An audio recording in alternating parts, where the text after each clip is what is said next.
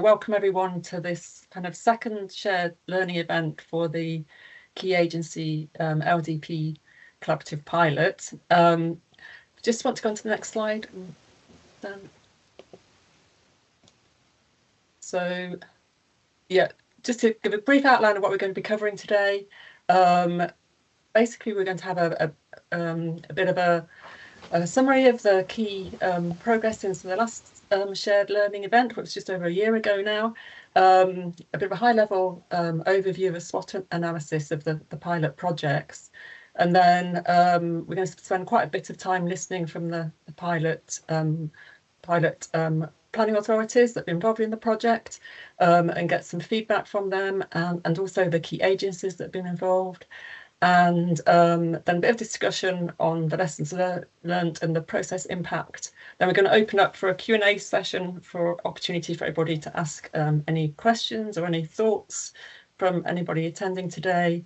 And then just to kind of try and tie it all together with thinking about some of the long-term value that's come out of the project. If you just want to go on to the next slide. Just by way of introduction, yeah, I should say I'm Catherine Lakeman. I'm from CEPA, and I chair the Key Agency Placemaking subgroup, which has had oversight of this project. It's a project we launched 2 years ago now, and really it was born from a recognised need to work differently if we're to successfully address the big challenges facing the future development of our places across Scotland, and some of those that are laid down by NPF4 policy. So to achieve this, the focus has really been facilitating and supporting a much more collaborative place-based approach to the new local development plan process, with a focus at the moment on the evidence gathering stage. So really the main purpose of today is to help extract kind of longer term value, only a bit of a legacy from all of this for all development plan teams across Scotland, through sharing the learning from the pilot authorities. So as I say, there will be an opportunity later in the session to ask questions following the reflections section from the partners involved. So I'm not going to spend any more time introducing it. I'll hand over to Danny now, who will start off by highlighting some of the key milestones since the first shared learning event we held in February last year.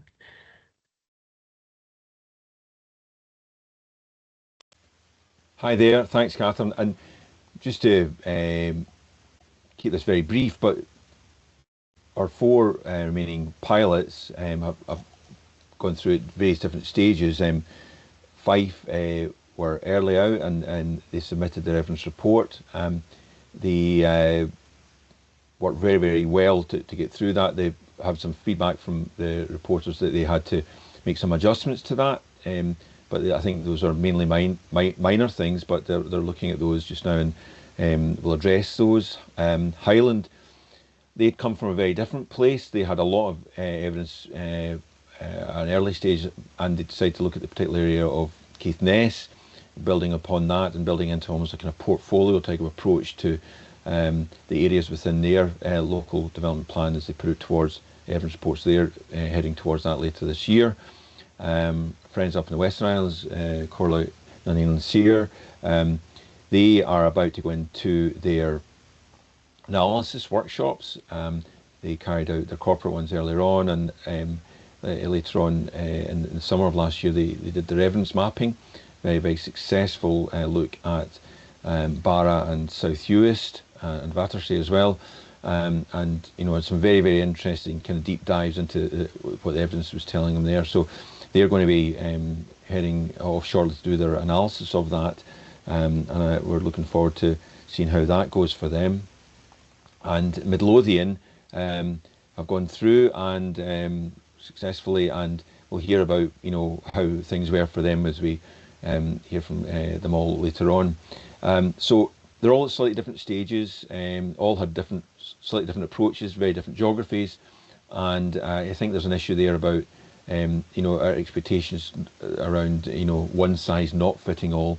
And so what I'd like to do just now is, in consultation with our local authorities and our key agency colleagues and looking at the work that we'd helped facilitate ourselves in Architecture and Design Scotland, we did a bit of a SWOT analysis, so strengths, weaknesses, and opportunities and threats, that, you know, this approach and this way of working created. And so first of all, I'm going to share a slide of an overview of that and go through that with you.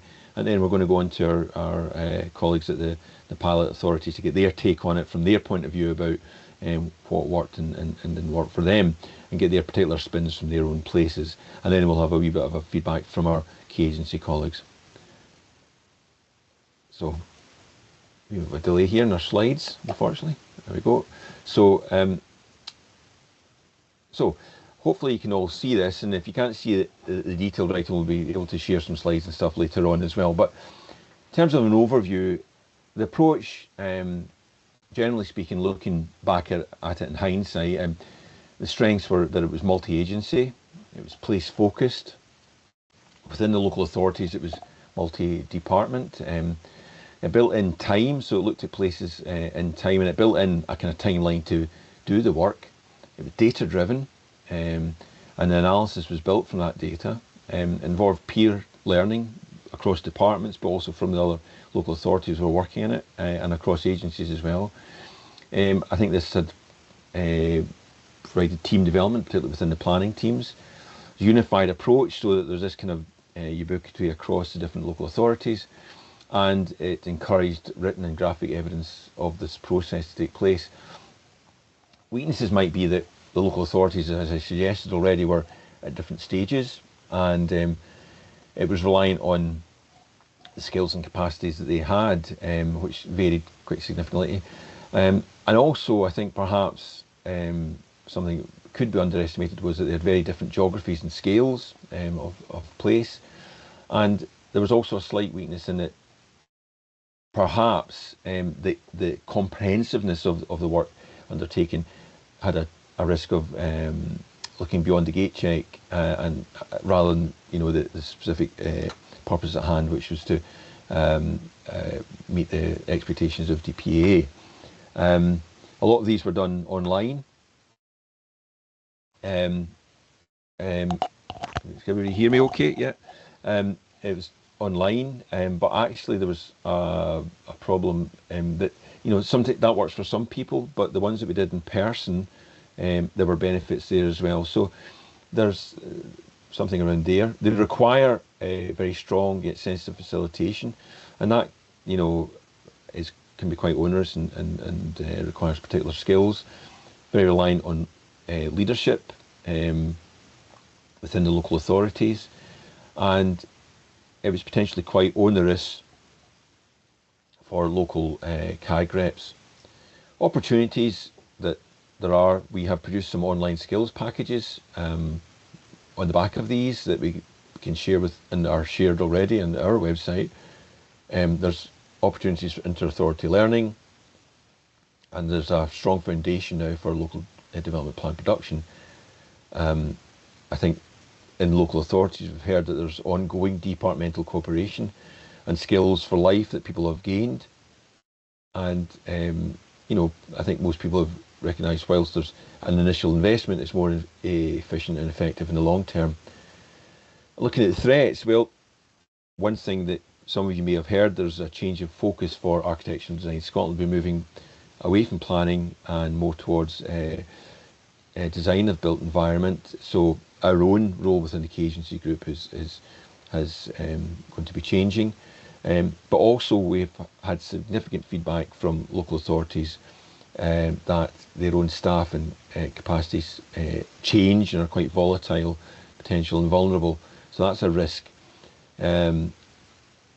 I think within CAG as well, I think within different areas, there are different abilities for different agencies to be able to supply that support at local areas. And I think there's, you know, if it has to be done across a lot of areas, then I think the repetition of that might be a little onerous.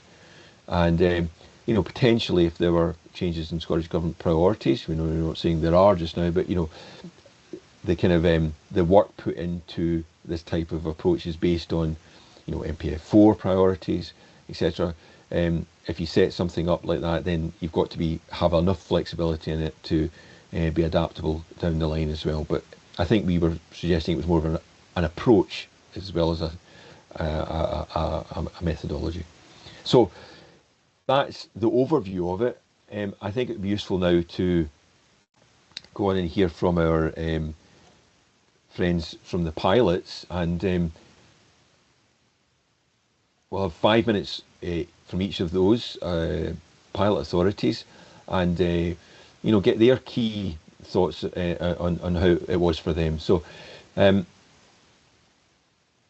does that overview look to you in terms of you went out early, and you did a lot of the big corporate stuff, your big corporate meetings, so you got off to a very strong start. How was it after that for you? Overall, the short answer is good. I mean, good afternoon, everybody, first of all. I mean, the SWOT analysis pretty much support what's been said there.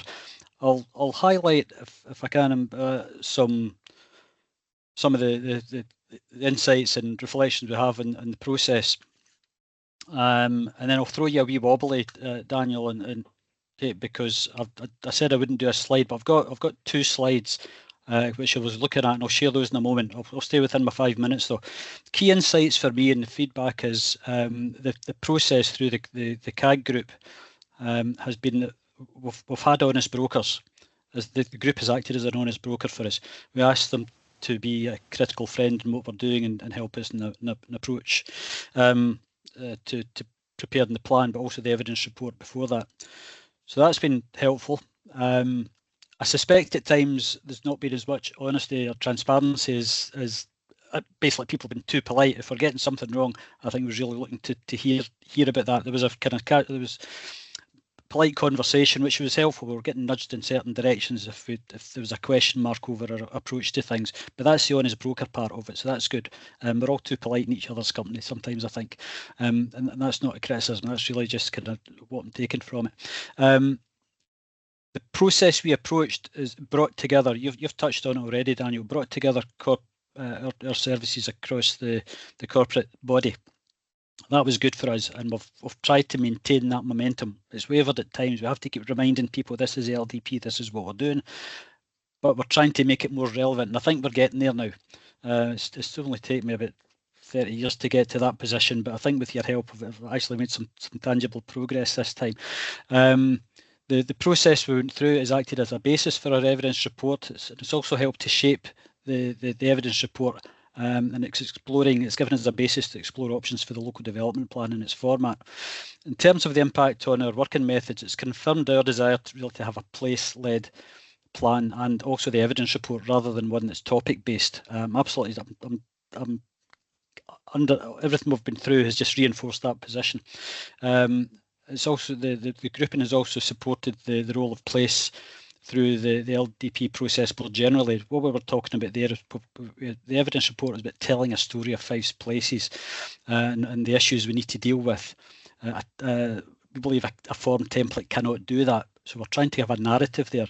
And the LDP work, which we were hoping to continue because we would like this to be running through the plan process, that was intended to be, as well, the proposed plan will be the continued story. So it's the story of Fife's future in that. So within my remaining 2 minutes, I think I've got 2 minutes left. If you will allow me to share a slide which very quickly picks up in some points when I was looking, following the SWOT analysis, SWOT matter next year. If you can tell me if it's sharing. You'll be able to do that now, Bill. We okay? Something's coming up. Something's coming up. Okay.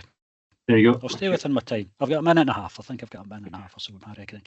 So where we are with this is real. Okay, title slide, move on from that.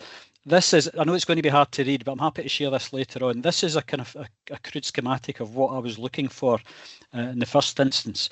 What is it that we can get from the key agency group? And you can see that's set out in the approach we've taken, just in terms of preparing the evidence report. So it's that helping us, provide us with a wee bit of guidance. It's looking at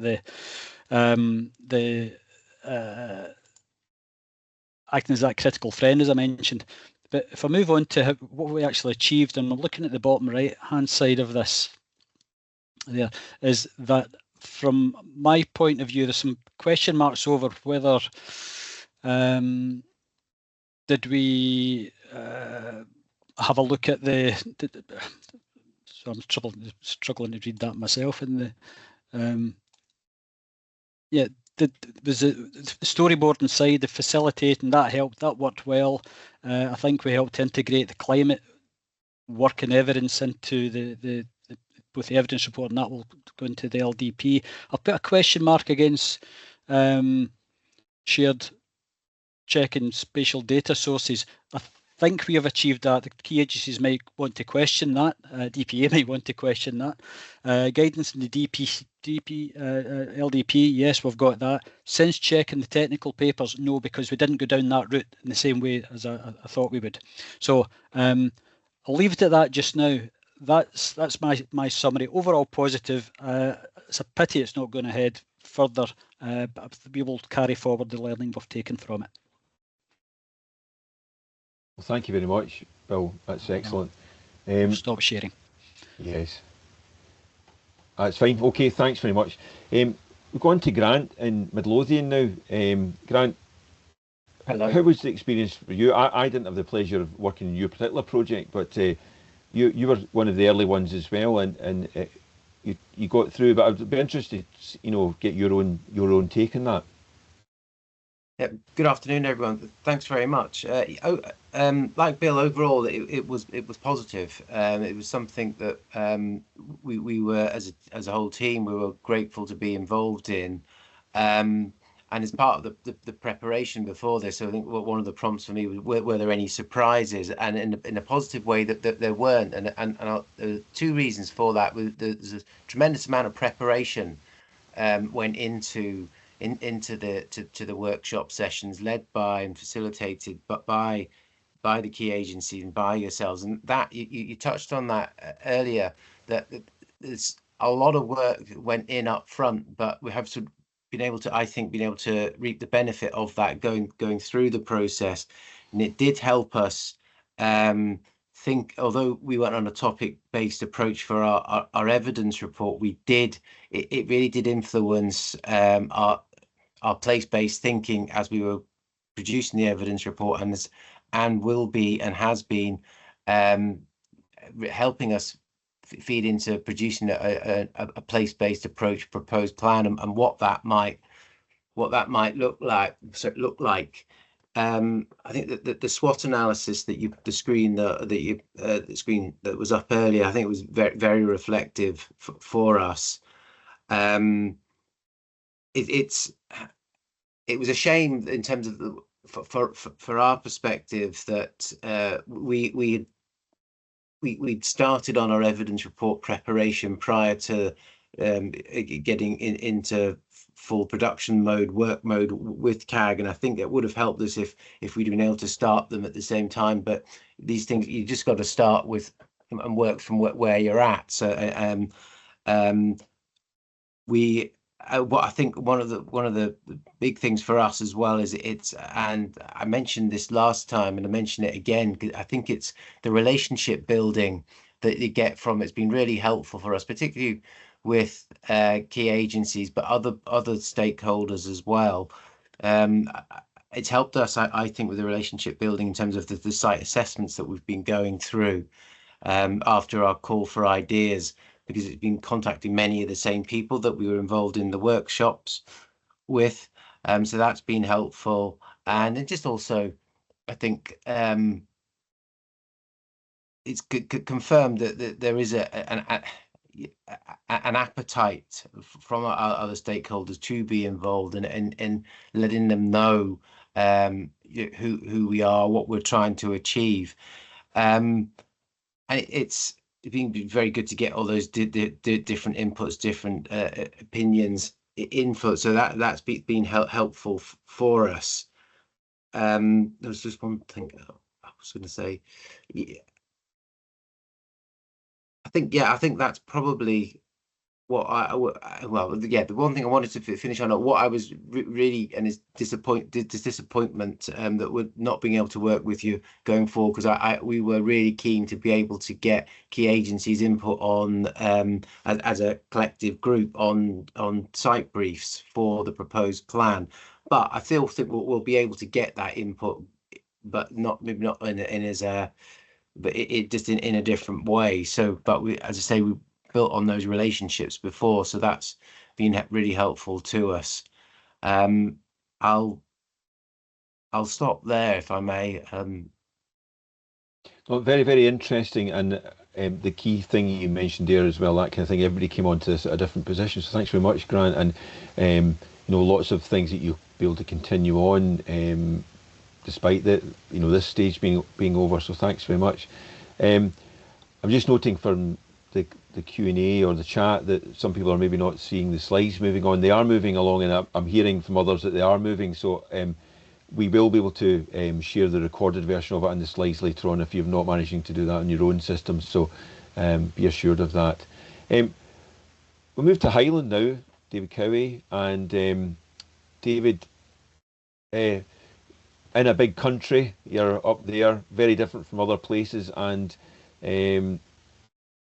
you focused in on Caithness as your first area example, so just to kind of, you did it slightly differently. You did the kind of the evidence gathering, and because you had a lot of it already, and the analysis at the same time. So interested to see how that was for you and where you're going to go next with that. Yeah, thanks, Danny, and good afternoon, everyone. Yes, the Highland context is always a challenge, we say, when it comes to development planning. I think, you know, by way of background, we're coming to prepare this new style, a single new style local development plan for Highland to replace 4 existing local development plans, one of which is Highland wide, and then the others which each cover about a third of Highland. So that's the context from which we're coming from. And when we've produced this new plan, we'll have the fewest development plans we've ever had in Highland, to my knowledge, but we've always had some greater combination. So with all that said, we really embrace the opportunity to work with CAG through this collaboration. We were in Highland already, and particularly driven by the work of our team, already promoting a place-based approach to work within the council. We were keen to see the development plan playing a key role in that. So really the CAG collaboration helped to reaffirm that kind of approach for us as being an appropriate one, and helped with some of the conversations corporately for that to take place, and really be seen as a key way forward. Now, in terms of making a region-wide document for the whole of Highland, with all its diverse range of communities, we are keen to ensure that new local development plan is relevant to local communities. So picking up on the specifics for place and at a sub-Highland level is the key aspect of that. Very important, I think, as we look to move forward with the plan through preparation, through engagement, and with our members as well, who represent their various areas across Highland.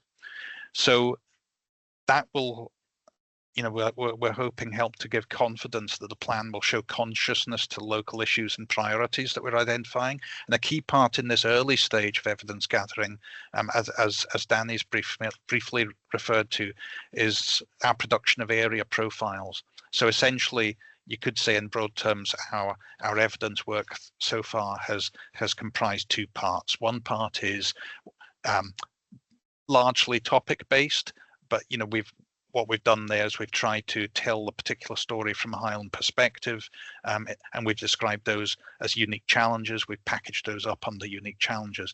But then also we have this area profile element, and to give you an idea, you know, we've divided the Highland up into something like 10 areas for that purpose. It's broadly our local area committee geographies that we're using for that.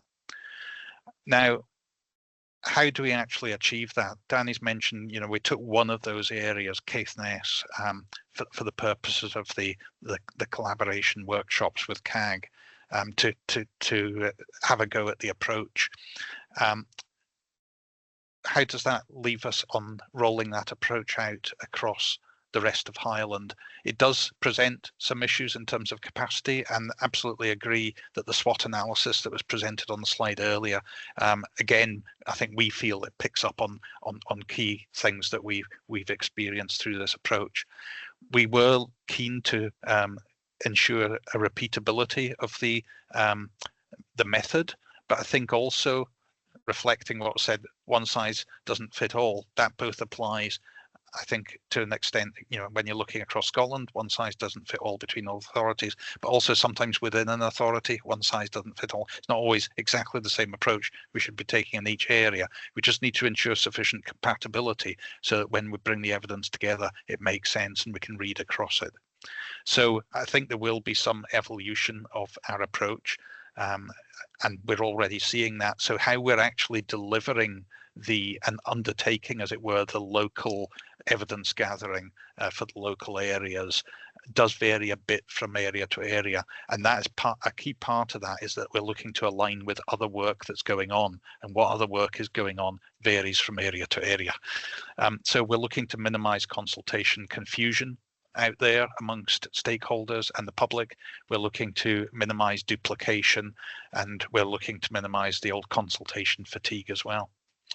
So engagement itself very much falls into, there's the engagement with professionals, and there's the engagement with wider public. And we know there's particular emphasis in this evidence gathering with engagement with key agencies and key stakeholders who can give us evidence, but actually there is the wider public element as well. So we kind of need to remain sensitive to that, and to ensuring that the engagement that we do in gathering the evidence is attractive enough for people actually to take part. That is a challenge when you're dealing with the evidence stage. And at the same time, we need to have an eye on what's going to be required for the gate check process. So absolutely, we will have some evolution between what we have been engaging on with stakeholders and the public, and what will be submitted as a formal evidence report that will go through committee, council, and on to DPEA. Inevitably, there will be some differences there, but we are looking to not lose the key place-based element that this collaboration's really helped us to develop up. So I'll leave it at there. Thanks for now. Thank you. Very, very helpful. Thank you very much, David. So we'll go now to Mary McKeever. Mary, thank you very much. And your work, I mean, you're at the stage where you're about to go into your analysis workshops, and you did the evidence mapping for Barra and South Uist and Battersea. And I mean, one of the things that certainly struck us when we were there was that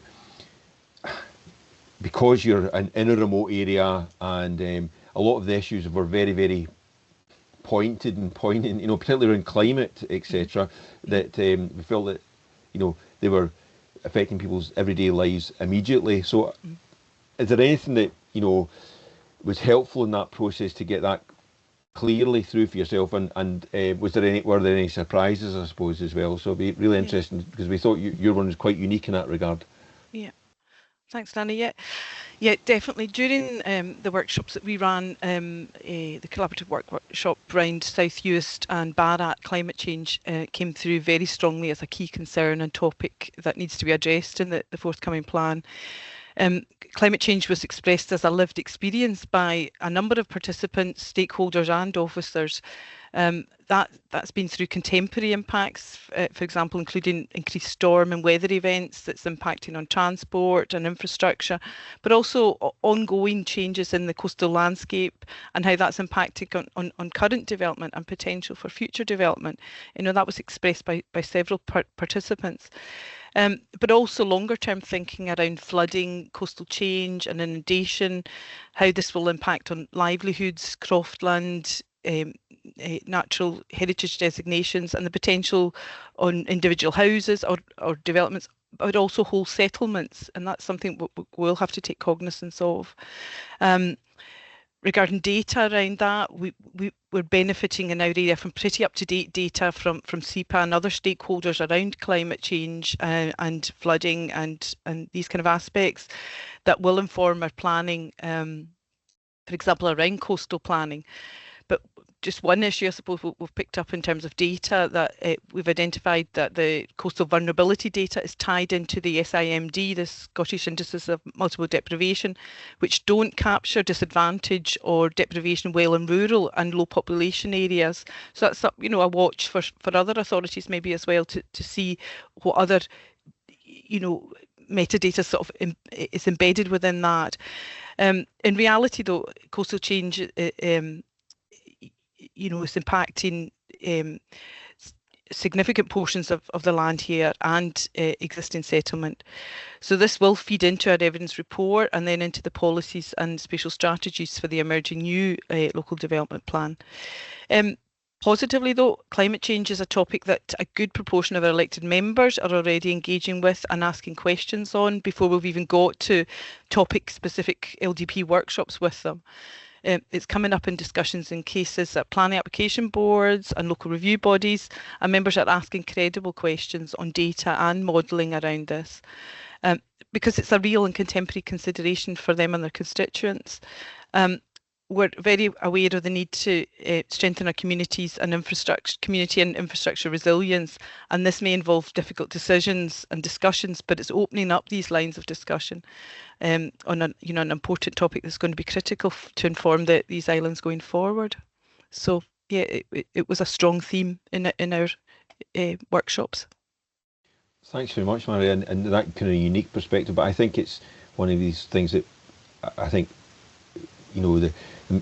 the methodology of going through the data, methodically, and now as you're about to approach your analysis of that, means that you can help prioritise in those difficult decisions as well. So thank you very much. Yeah. One of the key things about this whole process is that, as well as our friends in the local authorities, our key agency partners, both nationally but also in the more local areas, were involved in.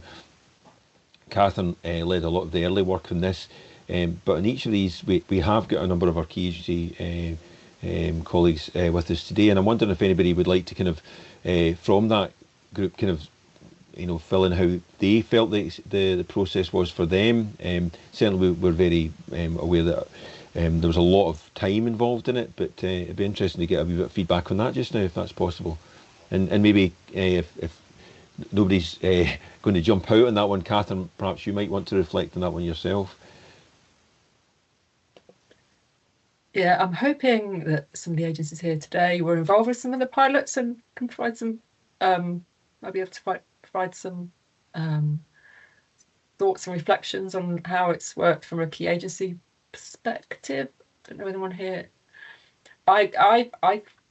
My colleagues, frontline colleagues, have been involved with the pilots. Yeah, hi everyone, it's Debbie from Transport Scotland. I think I was involved in all of the pilots from memory. I found them all really useful, actually. I think more from the perspective of just getting to know everybody at the local authorities and sort of getting Transport Scotland out there, meeting the different local authorities, getting sort of everybody sort of to know each other and to get everybody in that virtual space, so that we could work a lot more collaboratively. It was quite a resource intensive exercise from my end, and that was maybe one of the kind of drawbacks of the approach. It did involve a lot of work, it was quite time consuming, getting ready for workshops and things, and the workshops maybe didn't lend themselves to maybe the kind of advice or information that we can provide. But at the same time, I did find them really useful just to get everybody in a room, make sure everybody knew each other who was involved in the LDP process, so that it could foster relations a bit better. And I'm always happy for people to sort of just get in touch with me, very sort of open door. So it was just kind of getting that message across right from the start of the process. So yeah, thank you. Brilliant, thanks Debbie. yeah, I think that's, that is one of the themes, isn't it? It involves quite a lot of resource up front, but it is valuable, and it is probably, you're going to reap the benefits from that probably later on, I would imagine. I see Andrew from Historic Environment Scotland. I know you've been involved with quite a few of the pilots as well. Andrew, do you want to provide some thoughts? Yeah, hi, thanks. Yes, I was involved in Highland, Dundee, Corla, something else. Sorry, Fife. Do apologise. Sorry, Bill. Yeah, no, I would echo everything that Debbie said. I think kind of a key thing for us at HES was it was quite informed by the approach that we've taken to evidence in itself. Our evidence submissions to the local authorities have been trying to focus not just on the historic environment policy area of NPF4, but how that relates to all the other policy areas. And that's been really beneficial for us going into these workshops and kind of, as Debbie had mentioned, that collaborative approach of thinking about things. So we've not been thinking just about, it's all about the historic environment, it's all about this, but it's about like kind of how the historic environment plays a role in a wider policy context. And I think the workshops have been really useful in kind of pulling that out and, really forcing, certainly from our point of view, forcing the key agencies to think beyond themselves in a way, beyond their individual interest, which is, the approach presumably taken through development planning in previous times. When you write to us, you're looking for, our views on the historic environment, which, we're clearly going to continue to give. But in terms of a place-based approach, I do see that there's been very strong benefits of everybody coming together. And the one thing I always note from local authorities, that often getting all the different departments from the local authority as well as all the key agencies together has been a very beneficial sounding board for everybody to understand kind of what needs to be brought forward and how it can be brought forward. So yeah, no, I've only got really kind of positive things to say about it, but that's my halfpence worth. Yeah, thanks, Andrew. Yeah, and I agree. I wasn't directly involved with these pilots, but have been involved with some of the previous projects, and that's been one of the massive benefits, is that kind of cross connections across issues and areas within a place context. And quite often you can identify a lot of, I don't really like the word synergies and things, across different areas that, things that you wouldn't have identified if you all come in separately. And it's the advantage of getting people from across the local authority together and all the key agencies together. That's one of the big benefits. But right, well, thank you. I think I'm conscious of time, so we'll probably move on to open up for Q&A now. Yeah, if anyone's got any questions or thoughts on what's been said, please put your hand up.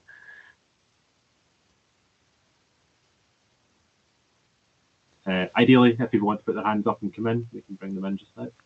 I saw that Susan Haslam from the key agencies had put a wee comment in. I don't know if Susan wanted to kind of, if there's a wee space just now, say what you thought. You were involved in quite a few of our pieces of work. That's me and Mike now, thank you. Yeah, really, I completely echo Debbie and then Andrew's comments as far as getting those early relationships developed. I think is one of the most important and useful things about the approach. So I think that has been really helpful.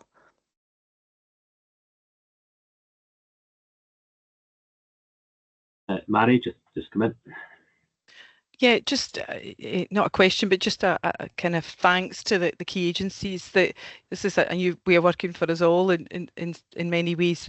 But that kind of advanced data dump that we were getting from a good number of the key agencies was really helpful. And as Andrew noted, sometimes it went beyond their own brief. It looked in the wide and really kept place as a key focus in it. So just that, thanks to the key agencies for that. And that was something that all authorities benefited from. It wasn't unique to those that got the CAG offer. So just an observation and thanks. Thanks, Mary. Alison Kirkwood wants to come in. I'll just unmute her just now. There you go, Alison. Oh, you need to unmute yourself, Alison. Right. Okay. Sorry about that.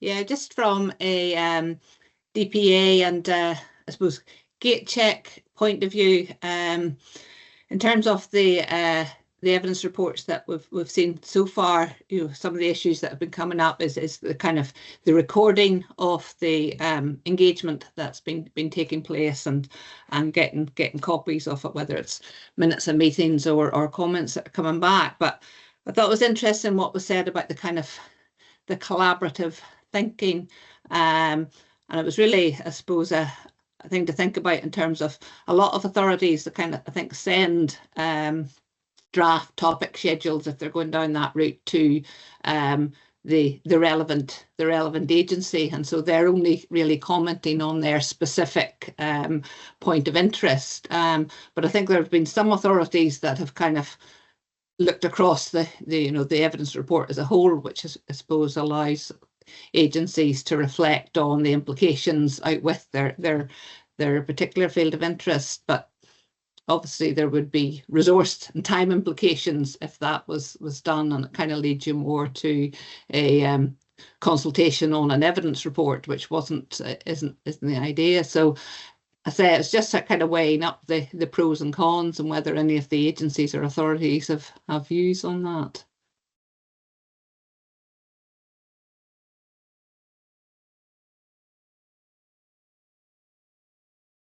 Debbie, do you want to come back in?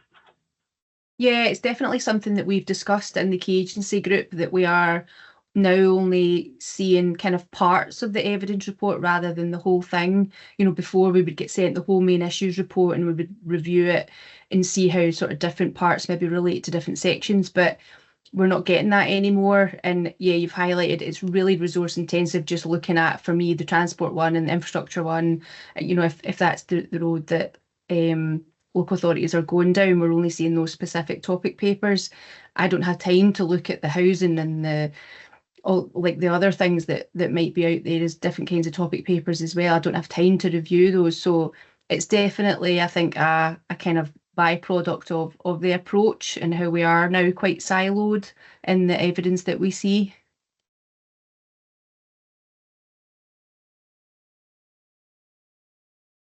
Yeah, that's interesting. Thank you. Bill, see Bill's here and Peter after that, I think. Okay, thanks. Just interesting topic, and interesting that engagement was picked up there.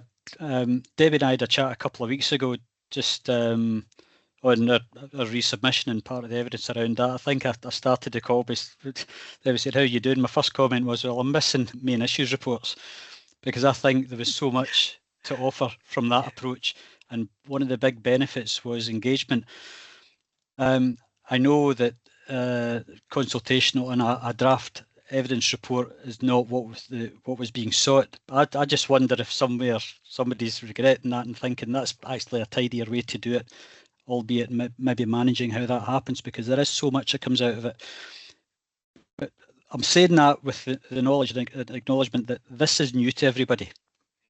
We went in first and we've learned a lot from that. A lot of the guidance from cages has come out later. That's not a criticism. That's just a matter of fact. That's where we are. And if we were doing all of this again, we'll continue to learn from this process. And as we go through different iterations of the evidence report, if this methodology continues for future development plans, it'll get refined and it'll get better and it'll get slicker, and people will know what they're doing better. So that is, bearing in mind, it is a learning process. But there is something which I suspect that engagement, a more comprehensive engagement, might have addressed many of the issues which we've seen come out of some of the assessments.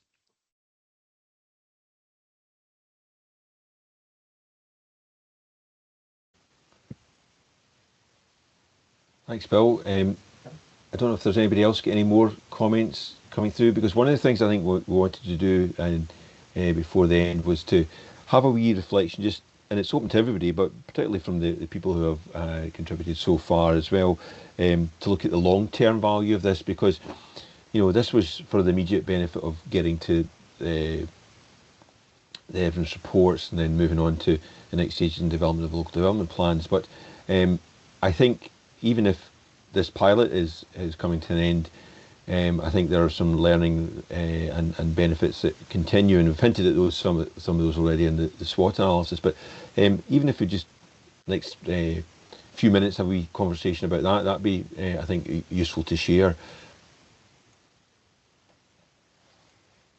Anybody want to have a thought on that?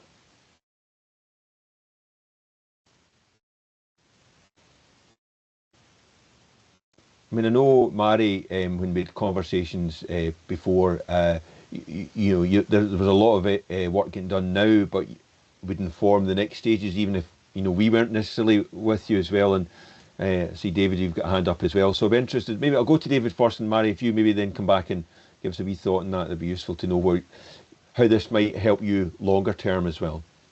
David first, though, please. Thanks. I mean, I think I come back firstly to the fact that I think having that place focus within your evidence is really valuable, and it is about thinking to the step beyond the gate check as to how you're going to, the usefulness of that evidence, the role that it's going to play within the preparation of the plan, but also some of that evidence will then have an ongoing role in relation to the implementation of the policies and proposals that we put in the plan. So fundamentally it's going to affect actually the outcome of the plan, and I think that therefore it'll be relevant to delivery, and it'll be relevant to monitoring going forward, and ultimately to judging the success or otherwise of the plan. So I think actually the value of what we're doing here and getting the right evidence is long lasting by its very nature. And of course that will vary from one, if you like, type of evidence to another, one data set to another, just what its role is going forward. But that's given some of the fundamental big challenges that we're trying all to embrace, outlined in NPF4, we're all trying to embrace. There is a long timeline for some of these things, but we need to get the plan in place now, as it were, to be delivering on that.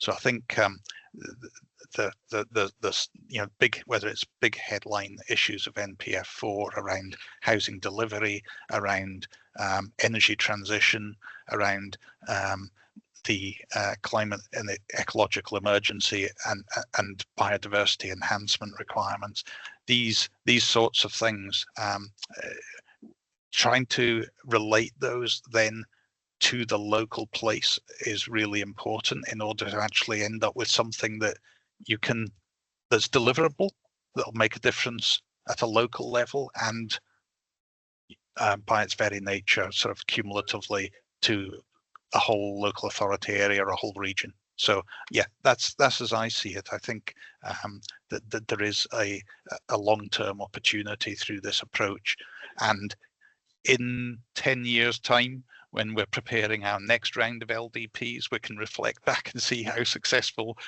how what I've just said, whether it really played out that way. But we've got to get it. We've got to have a go at getting that approach in place. Thanks. Thanks, David.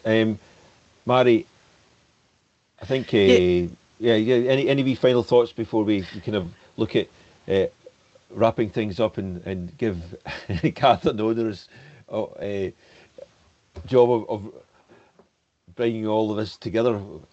Any thoughts about what's the long-term value of this for you? Yeah, definitely, Danny. You and I have had this discussion before, that the kind of work that we're all doing just now, out with the key agencies of this evidence report stage, will have longevity for us. It does sometimes in the middle of this data analysis, it does feel like you're in a bit of a quagmire on it, but you are thinking inherently about place. You have moved on to policies. This first stage is not purely about data. you're already thinking into the next stage of it. Noted though that we are not at we haven't concluded our evidence report stage yet, but the CAG experience has reaffirmed to us that we are doing and thinking about place, and it's the centre of our thinking. It's embedded in what we're doing, but it isn't confined to the evidence report stage. I don't disagree with Bill's comments around bringing back main issues report either, but that's another discussion. But yeah, comments that others that I did pick up when I was the time I have been on the call, that one size doesn't fit all, and it was always going to be difficult to retrofit this onto everybody, whether it was the CAG process or the new development plan process. And I think what this demonstrates is that the planning authority, despite we have the national policy framework within MPF, but that will always still need that local dimension, because one size doesn't fit all. The context and development is different in all areas. So the local development plan process will continue to have a strong focus. Thank you very much, Mary. So I'm going to hand over to Catherine.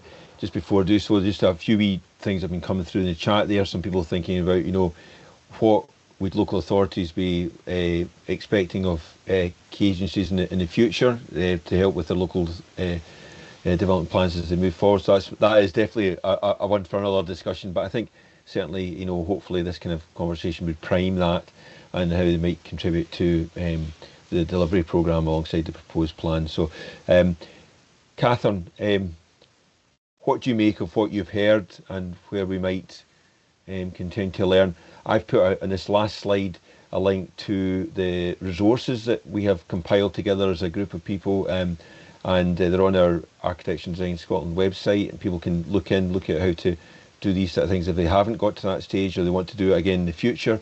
It's all been recorded, so there's a very, very, very good resource there. So, Catherine. Yeah.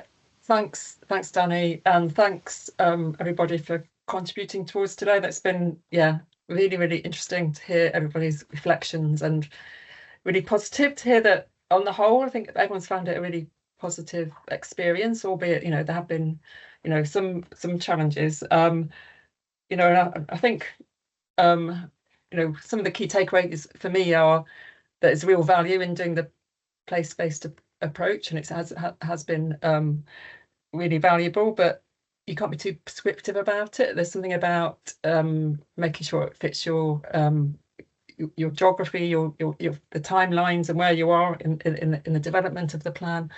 And also kind of building on what your key priorities are for your local plan area.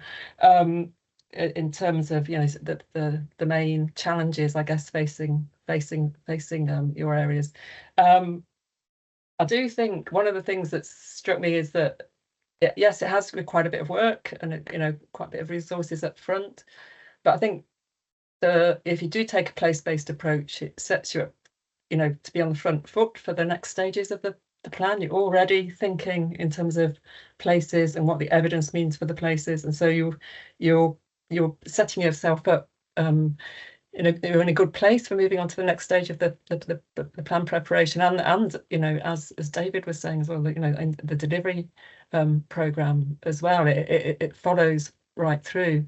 So I'm really pleased that the participating pilots have found that valuable. And I guess that before we wrap up as well, I'd like to thank all the contribution from Architecture and Design Scotland in supporting the pilots as well, and appreciate that your priorities are changing moving forwards, but it's been amazing, your input to all of this. I want to take the opportunity to say a big thank you, Gillian, Kate, Danny. You've been quite amazing in supporting all this, so thank you very much.